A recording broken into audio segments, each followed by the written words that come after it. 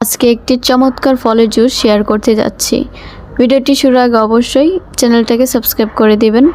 আমি একটা নিয়ে নিয়েছি কমলা, টুকরো টুকরো করে কেটে নিয়েছি। ব্লেন্ডারে সবগুলো দিয়ে দিচ্ছি এবং খোসা থেকে যে রসটা বের হচ্ছে সেটাও দিয়ে ব্লেন্ড করে নেব। এখানে আপনি দিতে পারেন চিনি অথবা গুড়, তবে চিনিটা দিলে কালারটা সুন্দর হবে, গুড়টা দিলে কিন্তু কালার সুন্দর হবে না।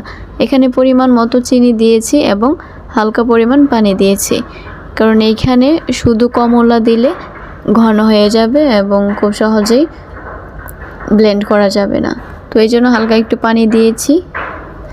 পানি দিয়ে ভালো করে ব্লেন্ড করে একটু সেঁকে নিতে হবে, কারণ কমলার যে খোসা রয়েছে এইটা দিলে কিন্তু ভালো লাগবে না। তো আমি সেঁকে নিয়েছি। সেঁকে নিয়ে এটা ঠান্ডা করার জন্য এখানে কিছু বরফের টুকরো দিয়ে দিচ্ছি। তো এইভাবে তৈরি হয়ে গেল গরমে কমলার ঠান্ডা জুস।